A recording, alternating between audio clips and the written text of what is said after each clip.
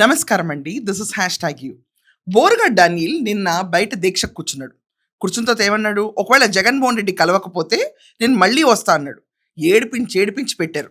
బోరుగడ్డని అతను మాట్లాడే మాటలు ఒక్కసారి మనం డైసెక్ట్ చేయాలి.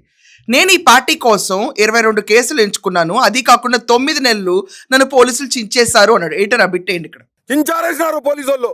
22 కేసులు పెట్టించుకొని 9 నెలలు జైలు ఉండేస్తే నాకు ఇక్కడ ఆ గొట్టంగాడు కొనికిస్కా గొట్టంగాడు లోఫర్ నా కొడుకు వాడు మాట్లాడతాడు. సో పార్టీ కోసమైన ఉద్యమ కార్మికుల్లాగా ఇటుక పేల్చాడు. నేను ఆ జగన్మోహన్ రెడ్డి వాడకం గురించి మాట్లాడట్లేదు, ఒక వేరే చాప్టర్. దాంట్లో సజ్జల భార్గవరెడ్డి ఇవన్నీ వద్దాం. కానీ వీళ్ళు ఏమన్నా సవ్యంగా పార్టీ ఏం చేస్తుంది, నవరత్నాలను ప్రచారంలోకి తీసుకెళ్ళాడు, నోటితో వ్యభిచారం చేశాడు. ఇది ఫ్యాక్ట్. అంటే ఎవరు ఎంత డబ్బు ఇచ్చినా, ఎవరు ఏ పొజిషన్ ఆశించినా, ఆఖరికి ఇతను రాజశేఖర రెడ్డి సమాధి దగ్గరికి వెళ్ళిపోయి జగన్మోహన్ రెడ్డిని సీఎం చేస్తాను ఒట్టేసినా కూడా కొన్ని మాటలు అనకూడదు. దాంట్లో అన్ని మాటలు ఇతను అనేసాడు. లైంగికంగా లిటరల్లీ పవన్ కళ్యాణ్ డాటర్స్ని వేధించాడు మాటలతో. పవన్ కళ్యాణ్ని తిట్టాడు, మర్డర్ చేస్తా అన్నాడు. ఎయిటర్ ఆ బిట్స్ అన్నేయండి. ఆ తర్వాత నీ పిల్లల్ని, నీ ఇంట్లో ఉన్న నీ పిల్లల్ని ఎతికి మరీ నాలంటోడికి అప్పు చెప్పాలా? దేనికి? వైజాగ్ వస్తున్నావు కదా, రా నా కొడక, రా వైజాగ్ రా. అక్కడే నా కొడక నీ సంగతి తేల్చకపోతే జగన్మోహన్ రెడ్డి జోలికి వస్తే ఏ నా కొడుకు చంద్రబాబు నాడైనా, వాడమ్మ నా కొడుకు, వాడయ్య ఖర్జూర్ నాడైనా, లోకేష్ గాడైనా ఇప్పుడు సీఎం ఆర్డర్ ఇస్తే అబ్బాయి కొడుకు నేను లేవు. ఎంత డబ్బులు ఇచ్చినా ఇంత నీచానికి ఎవరు ఓడికట్టరు. ఇంత నీచంగా ఎవరు ఓడికట్టరు. మీకు 1 కోటి రూపాయలు ఇస్తాం, 10 కోట్లు ఇస్తామన్నా ఈ బూతులు ఎవరు తిట్టరు. అది సంస్కారం అంట. సో బోరుగడ్డకు సంస్కారం లేదని రాష్ట్రం అంతా చూసింది. అట్రాషియస్ క్యాండిడేట్ బోరుగడ్డ అంటే. ఆ బోరుగడ్డ పైన రౌడీ షీట్ ఉందని చెప్పి సాక్షిలో ప్రచారం చేశారంట. అది వాడుకుని వదిలేయటం, అదే నైజం. వాళ్ళేం తప్పెళ్ళారు? నీకు ఒక పదవి కాంక్ష డబ్బులు చూపించని తిట్టారంటే రేపు నిన్ను వాడుకుని వదిలేసేటప్పుడు వాళ్ళు ఇష్టం వచ్చిన వాళ్ళు వాడుకుంటారు. నిన్ను వదిలించుకోవాలనుకున్నప్పుడు వాళ్ళకి లాజిక్స్ ఉంటాయి. వాళ్ళు రౌడీ షీట్ అంటారు, ఇంకేదో అంటారు. దానికి నువ్వు రాష్ట్రం అంతటా ఏదో జగన్మోహన్ రెడ్డి కోసం ఉద్యమ కార్మికుల్లాగా రెచ్చిపోవడం ఎందుకు బోరుగడ్డ? ఇంత అవసరం ఉందా ఈ క్యాండిడేట్కి? సజ్జల భార్గవరెడ్డి ఏ స్క్రిప్ట్ ఇస్తేనే ఆ స్క్రిప్ట్ అందరూ చదువుతారు. ఇది ఫ్యాక్ట్. ఈ దరిద్రపు లాంగ్వేజ్కి వెనకమాల ఓం రాసింది సజ్జల. సో సజ్జల భార్గవరెడ్డి ఈరోజు మాయమైపోతాడు. సజ్జల అయితే అసలు లోపలికే రానివ్వడు. ఎప్పుడైతే వీళ్ళపై నిన్ను కేసులు నమోదయ్యి మక్కలు ఎరగొట్టించుకున్నారు, తర్వాత వీళ్ళు రానివ్వరు. అది వైసీపీ ఒక నీచమైన స్థితిలో ఉంటుంది. ఆ లాంగ్వేజ్ అనేది వర్స్ట్ కేసు వైసీపీ అన్నది. ఆ వైసీపీ వాళ్ళే పక్కన పెట్టారంటే ఇది ఒక అల్టిమేట్ కేసు. సో సజ్జల కొడుకు ఏం చేసినా కూడా ఆ రోజు బాగానే ఉంది, ఈరోజు సజ్జలు వద్దన్నాడు. ఇతనికి ఉన్న ఆప్షన్ ఏంటి ఇప్పుడు జీవితంలో? వీడియోలు తీయరు, 100% తీయరు. జగన్మోహన్ రెడ్డి చూడని కూడా చూడు, దేకని కూడా దేకడు అసలు. ఇతన్ని ఇలాంటి పర్సన్ ఉన్నాడని కూడా గుర్తుపెట్టుకోడు. ఇతను తిరగడమే. ఇప్పుడేంటి పరిస్థితి? వాడుకుని వదిలేయటంలో ఈ పార్టీని మించిన వాళ్ళు ఎవరు లేరని రాష్ట్రం అంతా చూసింది. First of all Jaganmohan Reddy చేసిన అక్రమాలు ఒక ఎత్తు అయితే, పోసాని కృష్ణమురళి తర్వాత బోరుగడ్డతో తిట్టించిన బూతులు వీళ్ళు ఓడిపోవడానికి ప్రధాన కారణం కూడా యాక్చువల్లీ మనం చెప్పాలి. రెచ్చిపోయి రాష్ట్రం అంతా బాబోయ్ ఇచ్చి ఇంత నీచులుగా ఉంటారా జనాలు? ఇంత నీచంగా ఉంటారా? ఇంత చండాలంగా ఉంటారా? ఇంత అంటే ఒక రకంగా ఇంత ఏమంటారు, మనకి గగుర్లు పడుస్తాయి ఇలాంటి గలీజ్ మాటలు వింటే. ఇంత గలీజ్గా ఉంటారా జనాలని తీసి పక్కన పడేశారు.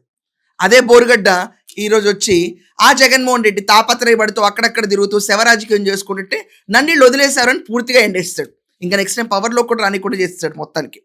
ఇప్పుడు ఇతనికి ఉన్న ఆప్షన్స్ ఏంటి సోషల్ మీడియాలో రన్ అవుతున్నాయి?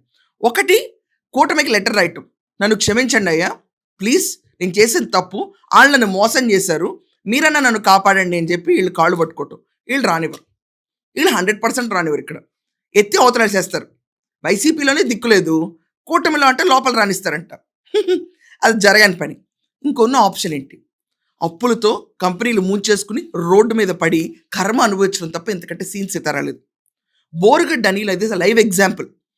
క్లియర్గా మనం చూసుకుంటే పోసాని కృష్ణమురళి ఎలా నాకు వదిలేస్తారో తెలుసు, ఎవరెంత నాకుతారని తెలిసినా, ఎవరెన్ని పొజిషన్స్ ఇస్తారని తెలిసినా నోటితో వ్యభిచారం చేయడానికి రెడీగా ఉన్న బుద్ధి వీళ్ళకు ఉండాలి. నేను చెయ్యి ఇలాంటి పిచ్చి పనులని. వీళ్ళకి బుద్ధి లేనప్పుడు వాళ్ళనట్టం ఎందుకు? ఇప్పుడు ఉన్నారండి, ఏ రాజకీయవేత్త అన్నా లేదో మీకు డబ్బులు ఇస్తామంటే ఎంత పడితే అంత మాటలు అనేస్తామా? ఏంటంటే లేపేస్తారా మనుషుల్ని? సీఎం పర్మిషన్ ఇస్తే ఏమైంది అహంభావం ఈరోజు? ఏమైంది ఈ మెళ్ళలో గొలుసులు, చేతికి గాజులు? ఏమైంది రోడ్డు మీదకి వచ్చి కూర్చోటం? మా కుటుంబం మామూలు కుటుంబం అని ఈరోజు చెప్పుకుంటున్నాడు. స్వాతంత్ర సమయ రోజు కూడా మా గ్రాండ్ డాటర్ మా వైఫ్ అని చెప్పుకుంటున్నాడు. ఇదా మీ కుసంస్కారమైన బుద్ధులు? ఏ రాజకీయ పార్టీకి మనం కొమ్ము కాస్తున్నామని ఆలోచించక్కర్లా? సరే, నీకు వాళ్ళ ఐడియాలజీ నచ్చి కొమ్ము కాసావే అనుకో, వాళ్ళు మాట్లాడేది మాట్లాడేవేనా? ఏది పడితే అది మాట్లాడటమా? అయితే ఇది కూడా తీసుకో. రాష్ట్ర ప్రజలందరూ చూసి ఈరోజు బోరుగడ్డకి చాలా బాగా జరిగింది అనుకుంటున్నారు. అండ్ వైసీపీ నిజ స్వరూపం ఎక్స్పోజ్ చేసినందుకు కొంతమంది థ్యాంక్స్ కూడా చెప్తున్నారు. ఇది అసలు రంగు వైసీపీది, ఇది కర్మంటే అని చెప్పి బోరుగడ్డని చూసి చెప్తున్నారు. ఇప్పుడేం జరుగుతుంది? అంతే, చాప్టర్ క్లోజ్. కొన్ని చాప్టర్స్కి ఎండ్ కార్డ్ అనేది ముందే పడిపోద్ది. వాళ్ళు ఏ రోజైతే పని మొదలు పెడతారో ఆ రోజే బలిపశు అనే విషయం బయటకు వచ్చేస్తుంది. వాళ్ళకి ఇంకేం ఆప్షన్ ఉండదు. వాళ్ళు ఎంటర్ అవటమే నరకంలోకి ఎంటర్ అవుతారు. అదే బోరుగడ్డ అని. సో ఇంకెవరున్నారు ఈ పార్టీలో ఇలా అంటే ఒక లిస్ట్ ఆఫ్ పీపుల్ ఉన్నారు. ఆ లిస్ట్ ఆఫ్ పీపుల్ గురించి సెపరేట్ షో చేద్దాం.